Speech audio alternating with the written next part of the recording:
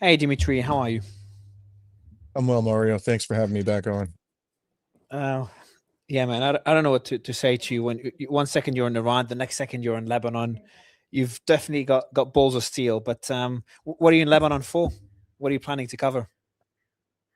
I covered it already. I need to leave shortly, but I got here on Thursday, right after the massacres across Lebanon uh, by Israel, and I have been to the south. I was in Nabatea. I was in Saida. I was in Dahya, and I visited several sites that were demolished in central Beirut as well. So it's been a busy, I guess, 3 or 4 days, but I've seen quite a bit. And I've been here 5 times since the genocide began in October 2023. And, it's not surprising, but the level of destruction now is well beyond what I saw in the early stages of this war. So, for example, Nabatea, I've been to Nabatea on, I think, every one of my trips, and half the town is demolished, and there's barely a soul in all of Nabatea. And when we were there, we hightailed it out of there because an Israeli warplane uh, sounded uncomfortably close to us, and there was a Heron drone over us at some point, and some weird ass thing happened to me where on the road from Saida to Nabatea, after we thought what we heard was the Heron drone, my uh, I don't think this was random. My VPN just suddenly connected to Israel. I've never connected my VPN to Israel, and it was connected to Israel for like 2 hours, and I only realized it when I got back to my hotel. So there was all Is kinds it of is it maybe because VPN automatically connects to the closest ping? Because I visited Lebanon as well to do some interviews about twice, and then it was ironic because my VPN connected, depending which one you use, connected to Israel. But I got worried when you first started saying something weird happened, because I remember what happened to you in Iran. As every time you visited the location, you leave and it gets struck. What perplexes me though is that happened in Iran. Weren't you worried in Lebanon? In Lebanon, Tucker just did an interview with one of the journalists there that was almost struck in a double tap strike by Israel. Aren't you worried that you might be intentionally accidentally bombed by the Israelis? of course, no sane person doing what I do would be uh, heedless of that risk. I feel more at risk here than I do in Iran than I did in Iran by a wide margin. For just to give you an example, Mario, here in Beirut, I can hear drones close overhead all the time, especially at night. It got so close, the sound of the drone last night, that I took cover under trees. That never happened to me once in Iran, that I heard an Israeli drone overhead. I did hear warplanes at some point, but that was unusual when I was in Iran. And we To went to the funeral of today or yesterday of 13 state security personnel who were killed in a an airstrike in Nabatea, and in the space of 1 hour there were 4 explosions. The Israelis struck 4 times in and around the area of Saida. So again, this is a level of danger I didn't encounter when I was in Iran. do you see attempts by the Lebanese military or Hezbollah? I think the Lebanese military is staying neutral, but does Hezbollah try to fire at these drones? I've never seen that. Uh, but there have been credible reports that they've done it. They have very limited capacity to take down these drones, much less than the Iranians do. I have seen Hezbollah attacks on an Israeli military base. I saw an attack on Metula with a thermobaric weapon. Not on this trip, on a prior trip. But just in general, the number of explosions, the constant surveillance by drones, the level of destruction, the number of victims on a per capita basis in Lebanon is far higher than it is in Iran. So Lebanon is, it's in a level of danger that Iran has not yet experienced. So talking about Iran and Lebanon, as you know, the negotiations failed, allegedly failed. Now, my position is that this is all part of the negotiations, seeing which side blinks first. But, always my optimistic views in today's pretty dark world are just not materializing. What do you make of the negotiations? How big of a role do you think Lebanon plays in it? How did people react in Lebanon when they heard the news? And do you consider this a failure of negotiations or part of the process? Where do you stand on all this? Look, I've been practicing law for over 30 years. I was a class actions lawyer for most of my career. I negotiated a lot. Cases involving dozens and dozens of cases against large public companies and their senior executives, and oftentimes for hundreds of millions of billions of dollars. So I've been through this routine on countless occasions. For me, what strikes me the most is somebody who has a lot of experience negotiating complex, high-stakes matters with very, very capable opponents, is the amateurish nature of the Trump regime. This man is supposed to be Mr. Art of the Deal. I don't think he has a damn idea what he's doing, frankly. So just to give you one example, he attacked Iran twice. One of the cardinal rules of negotiation is never cause your opponents to believe that you are using negotiations as a tool to obtain an advantage that you could not obtain when there are open hostilities, because otherwise they won't negotiate with you. And if they don't negotiate with you ever, then you're going to end up going to the wall. It's going to be do or die, even if that's not in the interests of your client. So you have to have credibility as a negotiator. Already the United States, its credibility was hanging by a thread, if it had any left at all, after the two attacks on Iran during good faith negotiations by the Iranian side. What happened on this occasion, when they're literally assembled in Islamabad, the fucking Americans sent 2 destroyers into the Strait of Hormuz, something they didn't do. They didn't attempt to do it at any point during the hot war. And not only did they do it, they apparently, according to the Iranians, they were using all kinds of tactics to deceive the Iranians into thinking that they were civilian vessels. Now, there's a dispute about whether they actually got through the Strait of Hormuz or not. I personally think that that's not the issue. The issue is that they have now left the Iranians with the impression that they might have been misrepresenting that they were prepared to use the 10-point peace plan as a basis for a negotiation in order to sneak some destroyers into the Strait of Hormuz and demine it. So now the Iranians have even less incentive to ever negotiate with them again. And the stakes are incredibly high. We're talking here about the collapse of the global economy. These people are nuts, man. They're absolutely nuts. Another thing that I criticize in their approach to this negotiation, there are credible reports that they went to this negotiation with this gigantic negotiating team, that Vance didn't have the authority to decide anything, and that they were ill-prepared. Whereas the Iranians had a smaller negotiating team, and they had done meticulous preparation, had detailed proposals to make. And then, after 21 hours a day, they've got 2 weeks. It's a 2-week ceasefire, right? So they got plenty of time. Vance says, I'm going home, and you've got our best and final offer. The United States holds all the cards. This is amateur hour, man. These people have no idea what they're doing.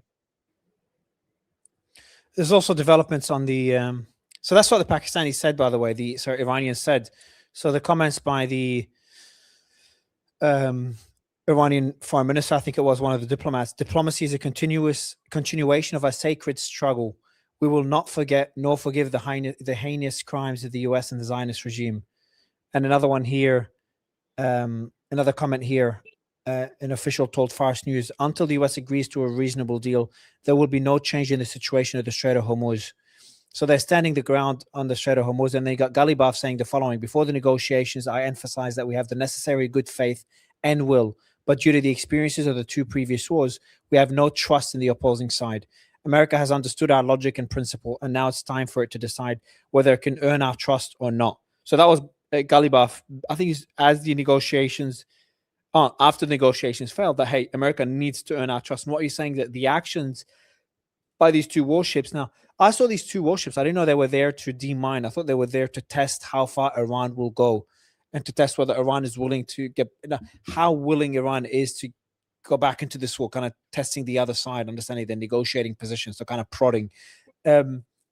Is that a possibility, and how much of an impact do you think it will have on the negotiations? Like, do you really think it's a bad faith move by the US, or could it be just testing the other side? Because there's also a report that there was a boat, I haven't confirmed it yet, a boat approached one of the cargo ships in the Bab el-Mandeb Strait. A small incident. It didn't cause much disruption, but seemed like an Iranian warning shot as well. So as someone who's been part of negotiations, is there one way of looking at it that both sides are trying to see how far they can go and who blinks first, rather than trying to create some sort of bad faith in the negotiations? Well, I'm going on the basis of what CENTCOM said. So the CENTCOM said that this was a demining operation.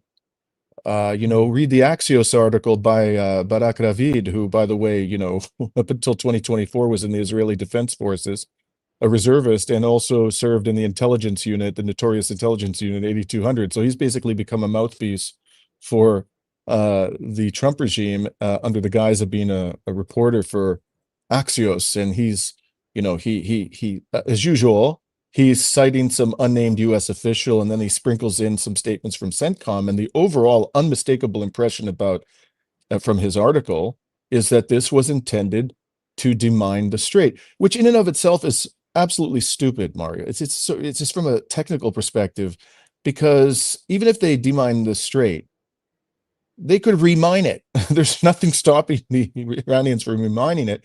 And they also can block the traffic, deter anybody from entering the Strait of Hormuz without using any mines at all.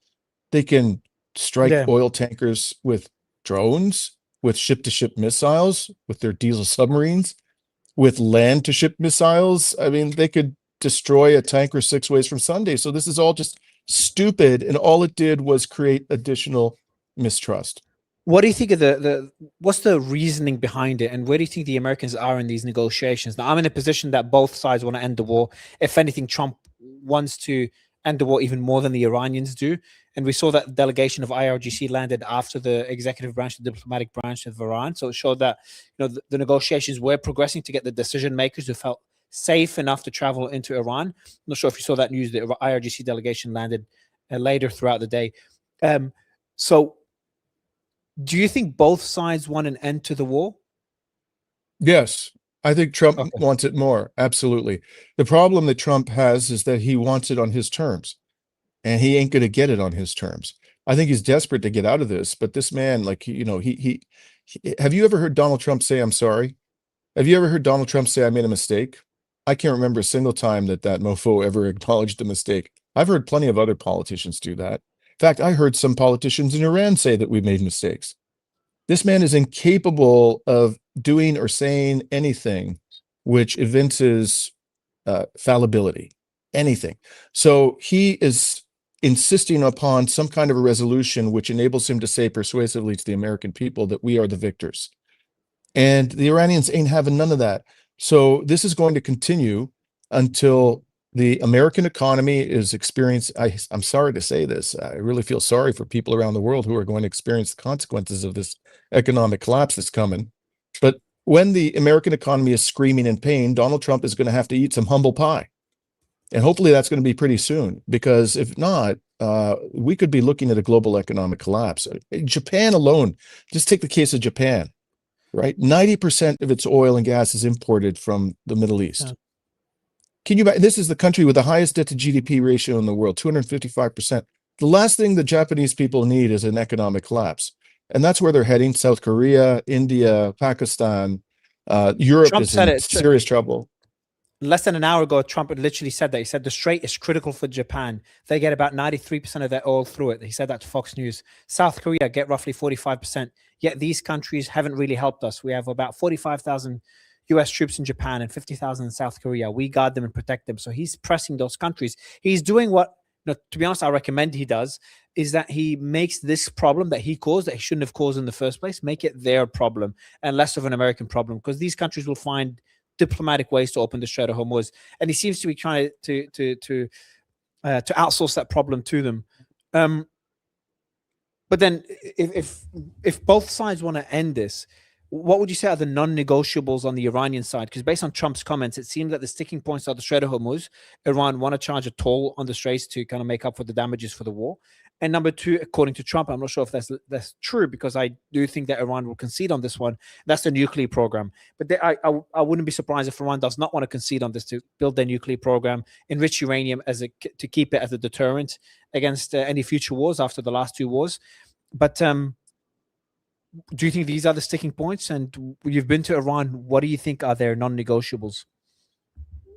Well, certainly the nuclear program is a non-negotiable. There's a lot of room for maneuver in that bailiwick, the nuclear program. One of the things I did, I was in May in Iran in May of last year. This is not the first trip, the one I did just now, and we had the opportunity to meet with the lead negotiator for the Iranian nuclear energy program, and we also got a tour of the research reactor in Tehran, which nobody really talks about. And what we learned was that the enrichment capability is essential for a variety of purposes, not just energy production.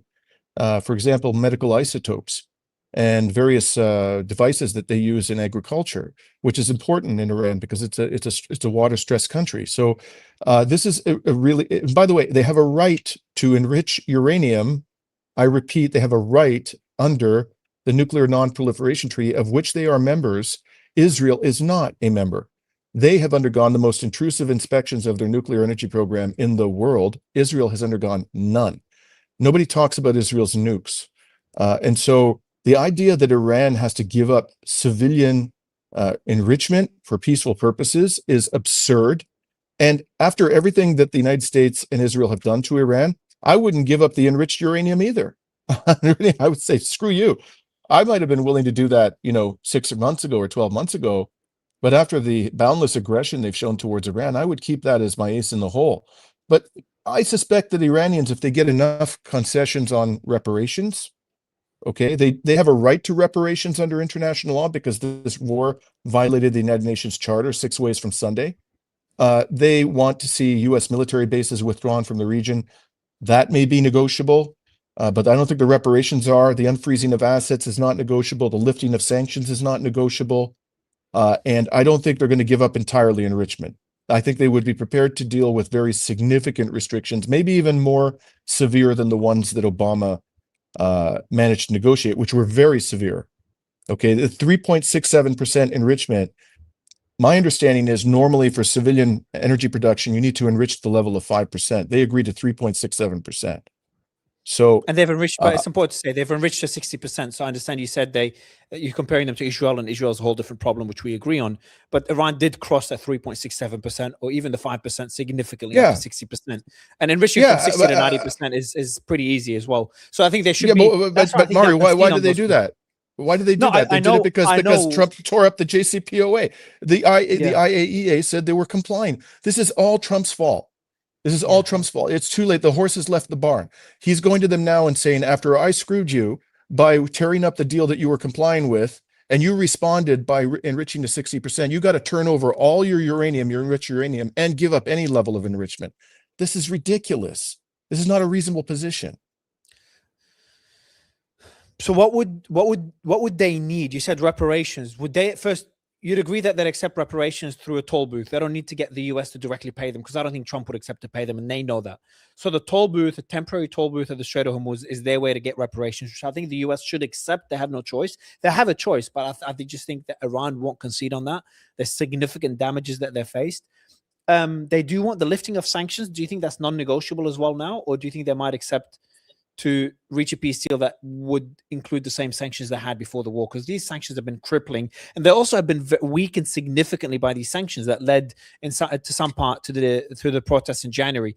So on one side, I'd say that these sanctions would be non-negotiable because they're worried they go back to what happened in January. On the other side, they do want a peace deal pretty desperately as well. Both sides want a peace deal. They don't want to be bombed again. Now these negotiators may be worried about being assassinated, as has happened before, and they saw what happened in Qatar. So they might be in a position where they might accept to go back to accept a peace deal or to extend the ceasefire without lifting the sanctions. Yes, I think it's possible. I've seen no indication of this, but I think that they're smart enough to say, okay, it's too bitter a pill to swallow to pay us money. So we're gonna for some period of time exact a toll. And frankly, I think that so many countries out there are desperate for the oil and gas from the Persian Gulf. They'll pay it happily, as opposed to not having any. So again, I've seen no indication of this, but I do believe that they would be willing to make that compromise. The problem is that the Trump regime doesn't appear to be willing to do any of that. It's not, we're not paying you. I mean, I don't know what happened in those 21 hours of negotiations. Maybe they said something which indicated a willingness to play ball on compensation.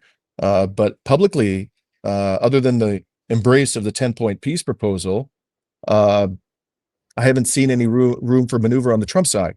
But there's going to have to be compensation of some kind. This is a flagrant violation of the UN Charter, and they have a right. They're not asking for a gift here.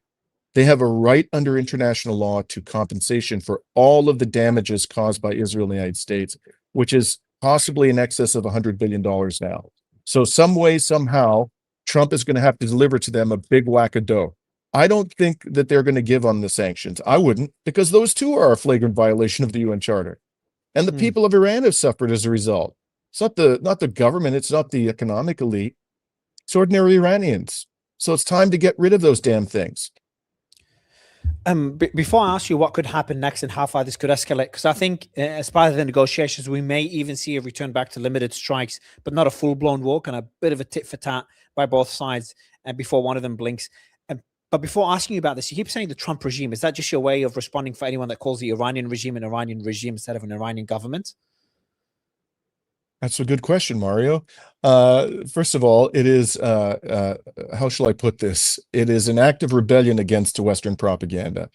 Okay, we use regime to describe, we use it for Vladimir Putin's government. We call it the Putin regime. We call it the Chinese regime, the Venezuelan regime, which is intended to imply that those guys are less legitimate from a democratic perspective and less respective of human rights and international law than our guys, when in fact the inverse is true. The worst human rights violators on God's green earth and the worst violators of international law in the post-World War II period are the Western powers, bar none. No one is in their league. No one is in their league, whether you're talking about human rights, international law, economic warfare, you name it. And by the way, when it comes to democratic legitimacy, what is democratically legitimate about the US government? The whole damn, time that the United States has existed, it's been dominated by two parties. They've run the government for the entire history of the United States, and they agree on 90% of everything. On 10% of the issues, they disagree, and they make this big, show of their disagreements. They get all passionate and divisive and partisan. That's all a smokescreen for the fact that the Republicans and the Democrats disagree on the vast majority of issues. And we can see that the outcome of elections in the United States is determined by oligarchic money. We can see this. There have been studies done on this, that the money determines how the Congress conducts itself. So they have more democratic legitimacy. China said something interesting. So I do think, by the way, that the US has more democratic legitimacy, but also don't think it's as democratic as people would like to believe. I also agree with you. The word regime is used very loosely. I would never call the Chinese regime a regime, Russia, etc. North Korea, I would. The way I would use the word regime, actually, before that, I just want to go back to your point. As a Chinese person I interviewed, I can't remember her name, a professor, I think, and she said something interesting. She said in the US, so her description of the US versus China, she said in the US, it's business that dictates politics. It's those business people that are full of money, cash, and the big donors. They're the ones that dictate who gets elected through ad spend, and the people that get elected end up doing what the business oligarchs want them to do. In China, she said it's the opposite. It's the politicians are the ones that dictate to the businesses. They hold the power, which is an interesting way to frame it. Now, obviously, I'm a believer in democracy. You come from Canada.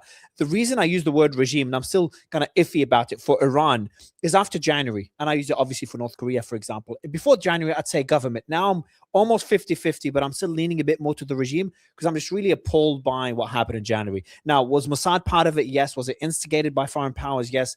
I just really don't like the way the Iranian government has dealt with it. I'd love to get your thoughts on that. This is where I still loosely use the word regime for Iran, but I also don't think the word Hezbollah, word terrorist is used very loosely. Putting a group like Hezbollah with a group like Hamas with a group like ISIS, I think is very unfair. Hezbollah and ISIS are very different. Their ideologies are very different. The way they treat their people is very different. What they fight for is very different. So that's why I don't like the way the word terrorist has been weaponized since 2001. But on the word regime, it's what happened in January that kind of still pushes me to use the word regime. And I don't use it with everyone. I use it. I don't want to use it in a disrespectful way. So if I speak to someone from Iran, like a professor 2 days ago, I would not use the word regime. Okay, first of all, I would prefer that we just refer to all of these organizations as governments. I want to use the same word for everybody. That's not what we do in the West. Okay, and I'm a Westerner, and my audience is largely Western. So I'm trying to make a point here. If you're going to use that word to designate people who are extremely violent, extremely disrespectful of international law and human rights, then you should be applying it to the U.S. and to Israel. You just said that it's unfair to put, Hezbollah in the same category as ISIS and Hamas and Hamas. Listen, dude, the most unfair comparison of all when it comes to terrorism is not calling the United States and Israel terrorists and calling Hamas and Hezbollah and Iran terrorists or sponsors of terrorism. They have killed the U.S. and Israel infinitely more civilians. Infinitely. Let's just take this current war. Okay. According to the Israelis, the Iranians and Hezbollah have killed 20 civilians. 20 in Israel. You know how many they've killed in Iran and Lebanon? It's something in the range of 5,000. And you're telling me that Hezbollah and the Iranians are terroristic and the United States and Israel aren't? It's not Iran that's committing genocide. You can, even if Iran killed thousands and thousands of people, even if all of that is true in the protests, no one has credibly accused them of genocide. It is crystal clear that Israel is committing genocide. From a legal perspective, it's a slam dunk. So, I mean, come on, man. If we're going to use the word terrorist and apply it in a principled manner. If we're going to use the word regime, apply it in a principled manner. And if we were being principled, the number one terrorists and regimes on earth, anti-democratic, violative of international law, human rights, United States, Israel, and I'm sad to say my government, which supports those monsters, the British, the French, the German, they are by far the worst force for evil in the world today. That's my view, and I'm not going to be shy about saying it. No, look, you're balancing out another narrative. I think it's good to do that. We agree. I don't like the weaponization of the word. That could be a whole discussion as well, because I've got, I'd love to do a back and forth on this. Just going back to the negotiations failing, Trump threatened to close the Strait of Hormuz. What do you make of this? It's just a bit of a weird threat to make, because it does choke off Iran's ability to export oil. So it does have an impact on Iran's revenue, but also not that much impact, and it hurts the global economy even more. Iran does have alternatives, land-based alternatives through routes through like Pakistan, and Russia could still deliver to them all the material they need. China could deliver them whatever they need through the Caspian Sea, or China through land-based routes. But I would love to get your thoughts on the threats. Yeah, the price of oil is going to be determined by global supply and demand. It's as simple as that. Okay. And I can't believe that people like Scott Bessent, the U.S. Treasury Secretary, doesn't understand this. So if Trump reduces the global supply, however he does it, whether he does it by cutting off Iranian oil, Russian oil, it doesn't matter. If he reduces the price, the supply of oil and gas globally, the price is going to go up, and it is already stratospheric. So yeah, he'll be shooting himself and his own economy in the foot if he does that. And I think the Iranians understand that they're in an existential war. They're just going to bite the bullet. They're going to have to make do. What if Trump decides to also close off the Caspian Sea and block off the supply routes from Russia that's supplying them as well with a lot of material? Some people are saying even drones. What would that cause more problems to Iran? And is that even possible? Yeah, by the way? Sure. Is that even possible? Because that could be a direct threat to Russia. So I'm not sure it's even geopolitically possible. Of course. First of all, how is he going to block it? How is he going to block it? Is he going to shoot? Is he going to sink Russian cargo ships? Is he going to blow Russian trains and trucks out of the off the face of the earth? What is he going to do? He's going to have to use violence to impose any kind of a blockade on Russia, unless Russia just capitulates, and I doubt they will. So that's going to lead us to nuclear war, very likely. But I don't think that's going so to. Under how they wouldn't be blocking the ships, the cargo ships. Obviously, they don't have the capacity to do that. But more when the cargo ships land on the Iranian coastline on the port, and they offload all the material. What I've spoken to other IDF members, and they said what we would do, because I was talking to them about the drones coming in from Russia. They're like, what we could do is we could watch the cargo ship. We can't strike it because it's a Russian cargo ship, but when it offloads in Iran, we could strike that material in Iran. So the way they could close a blockade is to strike all the material that comes in from Russia as soon as it lands and gets offboarded from the cargo ship. I think the Israelis are nuts if they think the Russians are going to accede to such niceties and subtleties. They will view that as an attack on their relationship, which they have already designated as strategic. They have a strategic partnership with Iran. This is a very important relationship they have. It's not just a two-way street. It's not just that Iran that benefits from this. Russia benefits from this. Russia has that relationship in large part because the United States and Europe have been trying to choke off Russia's means of trade. Okay, so that's why this is so important to Russia. Russia's not going to, just because they like blow up the cargo and not the ship at the moment of disembarkation, it's not going to mean a damn thing. And the Russians have already warned the Israelis about this because they struck a Caspian seaport, and there was a very pointed response. So this is nuts. This is just crazy. At the end of the day, I come back to what I said. Donald Trump is going to have to eat humble pie. It's as simple as that. And if he doesn't, the global economy, I'm telling you, it's obvious. It's written in the cards. It's going to collapse. Last question: where do you think this these negotiations will end up by the end of the month? So we're talking about 2.5 weeks. 2 weeks. 2 weeks. I think we need a little more time before Donald Trump eats humble pie, is my guess. I think we're going to have to go deep into the spring, but I'm just going with my gut here, right? I have no scientific way of determining this. Just based on what I'm seeing and hearing, I think he's a good bit away from coming to grips with reality. That's my best guess. So I don't think we're days away from a capitulation. I think we're weeks, maybe even months. But if this remains, the status quo remains in place until the end of April, we are going to be in serious trouble. And remember, this is not a problem that can be rectified overnight, okay? Because it's going to take a lot of time to ramp up the deliveries of the oil and gas and to get all of those gas fields that have been closed down and all of those refineries that have been damaged, get them up and running again. We are already looking at a prolonged hit to the global economy of 6 to 12 months. So with every passing week, we're now going into years of pain for the global economy. This man better get to, it's come to Jesus time, Donald. It's come to Jesus time, brother. I hope you're listening, because we're all going to be in a world of pain if you don't come to grips with reality. I agree. Well, there's a statement just made by Trump as we wrap up. The only thing left really is their water, which would be very devastating to hit. I would hate to do it, but it's their water, their desalination plants, and their electric generation plants. We could have them all down, and I mean down like you couldn't have electricity for 10 years because it takes you 10 years to build those plants from scratch.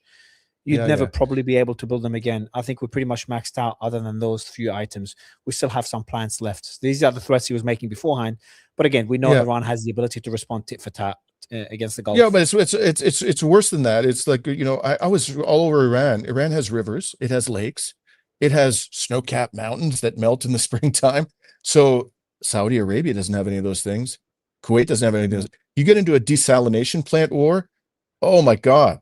Iran is going to win that hands down.